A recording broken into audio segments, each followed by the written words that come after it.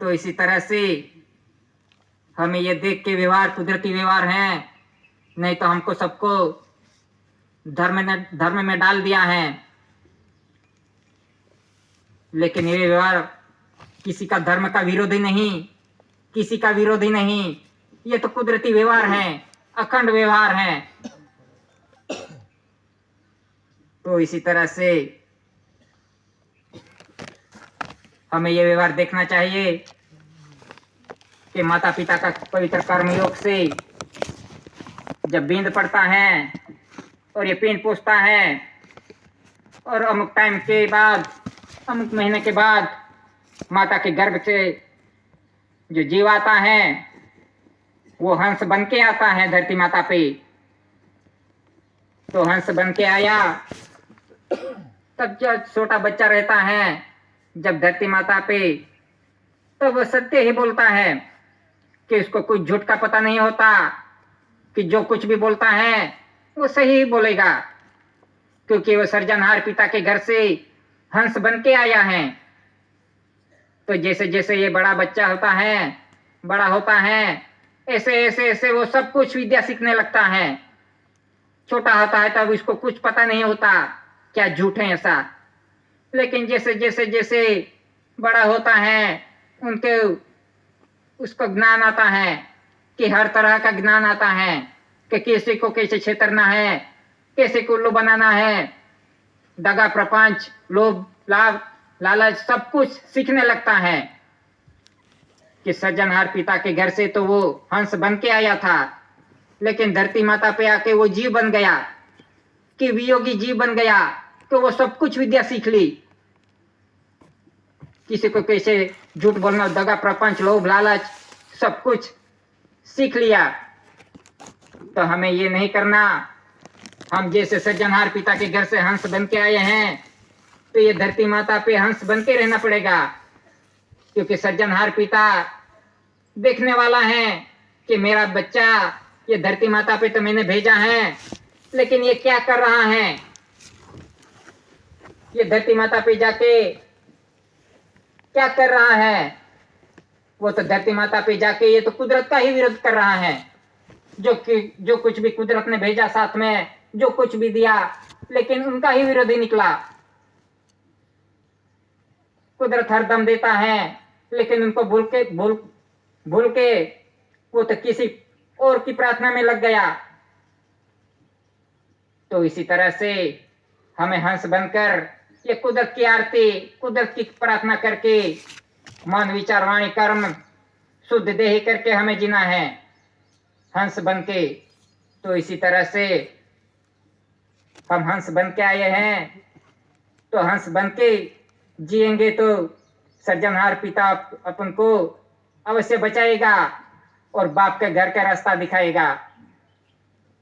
जैसे जैसे बच्चा बड़ा होता है, छोटा होता है, तब वो डायरेक्ट कोई दूध नहीं, धान्य कणी नहीं खाने लगता। जैसे छोटा बच्चा होता है वो पहले माता का दूध का आहार लेता है। तो सृजनहार पिता ने ये माता के छाती के भाग पे पहले से ही दूध रख दिया कि हंस आएगा तो क्या खाएगा। ये धरती माता पे जाके डायरेक्ट कोई कणी नहीं खाएगा, इसीलिए पहले से माता के छाती के भाग पे दूध रख दिया। इसी तरह से सज्जनहार पिता ने तो पहले से ही व्यवस्था कर दी। फिर थोड़े टाइम के बाद, महीनों 6 महीने के बाद फिर वो अनाहार का आहार लेता है। तो इसीलिए सज्जनहार पिता ने तो पहले से ही ये व्यवस्था कर दी है। तो ये कुदरती रचना है, ये कुदरती रचना है, वो पूरे विश्व की एक ही रचना है कि विश्व के अंदर जो भी है माता पिता का व्यवहार, सती पति का व्यवहार वो एक ही है, कि कोई विश्व के अंदर अलग नहीं, कि माता की छाती के भाग पे पूरे विश्व में एक ही दूध रखा है, किसी को अलग नहीं किया। ये कुदरती व्यवहार है। तो विश्व के अंदर यही कुदरती व्यवहार पूरा विश्व चल रहा है। ये धान्य कणी है, चावल का दाना।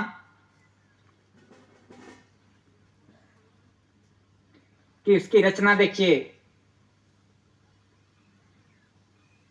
ये धान्य कणी चावल, कि उसके माथे के भाग पे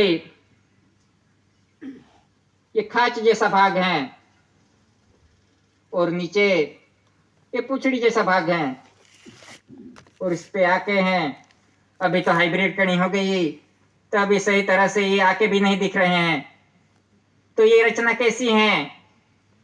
तो ये कंपेयर विथ आवर बॉडी, कि इसे अपने शरीर से कंपेयर यानी सरखामणी करके देखो, तो ये जो माथे का भाग है, ये खांच का भाग, ये शरीर की रचना, हमारे जो माथे के भाग पे जो ताड़े का भाग है, यही भाग है यहाँ।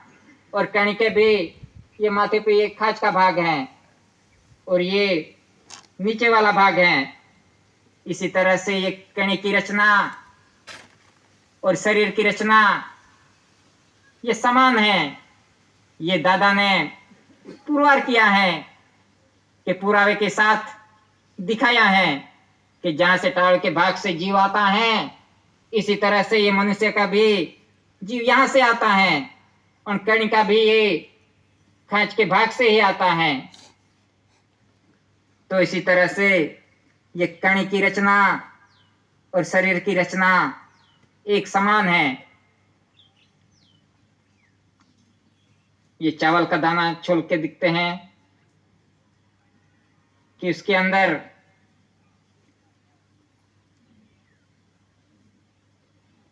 ये चावल का दाना है, कि उसके अंदर देखो तो अंदर सफेदी जैसा भाग दिखता है अंदर, तो वो है कणी की गर्भ भूमिका। ये सफेदी वाला भाग अंदर है, थोड़ा सा दिखता है, तो वो सफेदी भाग है कणी की गर्भ भूमिका। तो हमने तो जब से जन्म हुआ, जब से कणी का आहार लिया, तब से हमने तो खाना ही खाया। खाया कितना खाया? अच्छा लगा तो डबल खा लिया, नहीं पचा तो आगे से भी निकल गया और पीछे भी निकल गया, इतना खा लिया। तो फिर हमारा शरीर कैसे विकसित हुआ, कि इसका किसके कैसे विकास हुआ, बड़ा कैसे हुआ? हमने तो जितना खाया उतना तो निकाल डाला, तो ये हमारा शरीर कैसे बड़ा हुआ? तो ये कणी की गर्भ भूमिका है, जो सफेदी का भाग है कणी के अंदर, उससे हमारा शरीर का विकास होता है या बड़ा होता है, पोषण यहां से मिलता है। तो हमें ये कणी की गर्भ भूमिका पे ध्यान दे के, लक्ष्य रख के ये धान्य कणी का आहार लेना चाहिए। नहीं तो हम तो खाने की क्रिया करते हैं, कि सिर्फ क्रिया करते हैं, हम तो थाली में लेके बैठ गए और सिर्फ हमारा हाथ चलता है और मुंह चलता है, लेकिन हमारा मन विचार वाणी तो कहाँ भटकता होगा, कि मेरा ये करना है, वो करना है, यहाँ जाना है, ऐसा करना है। सिर्फ हमारी तो क्रिया चालू है खाने की, लेकिन कणी पे कोई ध्यान नहीं, कणी की गर्भ भूमिका पे कोई ध्यान नहीं। तो हमें खाना हो, खाते हो जब भी, तो ये कणी की गर्भ भूमिका पे ध्यान रख के, ध्यान लक्ष्य रख के खाना चाहिए, कि थाली में से एक दाना भी गिरना नहीं चाहिए, क्योंकि ये प्रकाशित कणी है, सन्मुखी कणी है, प्रकाशित चलती चलती बोलती कणी है। नहीं तो हमने तो कणी तो कहीं कहीं ऐसे ही डाल दी, जो भी विधि करना हो, कुछ भी करना हो, तो किसी ने लात मारा, किसी ने फेंक दिया, कुछ भी किया, ऐसे करके हम तो आज कणी को कैसे वेड़प रहे हैं, यानी नाश कर रहे हैं। तो ये कणी पे ध्यान रख के उसको बचानी है, उसको ऐसे तैसे वेड़पनी नहीं है या नाश करने नहीं है।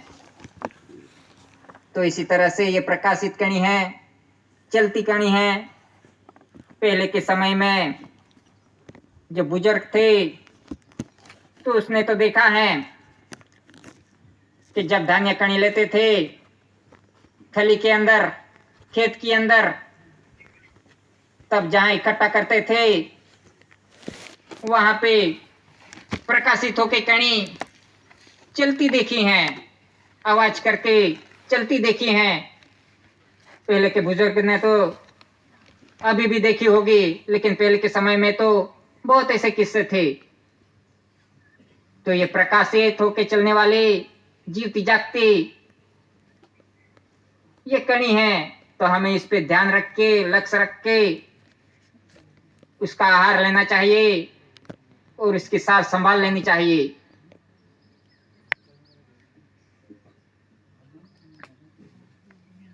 कि विश्व के अंदर जो भी कुछ चल रहा है वो कुदरती रचना के अधीन ही चल रहा है।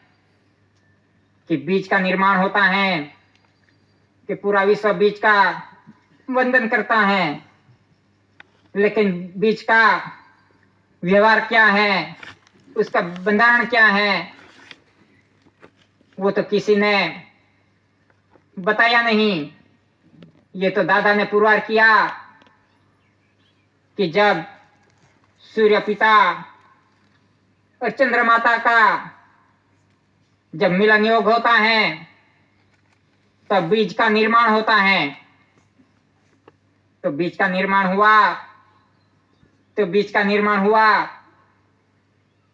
सूर्य और चंद्र का पवित्र मिलन योग हुआ, तो इनमें से बीज का पसारा होता है। कि पूरे विश्व के अंदर बीज का पसारा होता है। जब तक सूर्य पिता और चंद्र माता का मिलन नहीं होगा तब तक इस सृष्टि पे बीज का पसारा भी नहीं होगा, और बीज का पसारा नहीं होगा तो इस धरती माता पे जो पवन पानी की कणी है, जो धान्य कणी है, वो भी उत्पन्न नहीं होगी, और श्वास बिंदु की कणी है वो भी उत्पन्न नहीं होगी। तो ये बीज की रचना है, ये कुदरती रचना है कि बीज के निर्माण से ही पूरा विश्व का व्यवहार चलता है, कि बीज के ही अधीन पूरा विश्व चलता है। यानी बीज का निर्माण नहीं होगा तो इस धरती माता पे कुछ भी उत्पत्ति नहीं होगी, कुछ भी नहीं होगा। तो ये कुदरती रचना है। सूर्य पिता और चंद्र माता का पवित्र मिलन योग से ये बीज की रचना है। ये तो दादा ने पुरवार किया है कि कैसे बीज की रचना है। तो इसी तरह से आरती के अंदर दादा ने सब कुछ खुलासे किए हुए हैं। एक एक कुदरती ट्रेजरी का हिसाब दादा ने पुरवार करके इस आरती के अंदर लिखा है।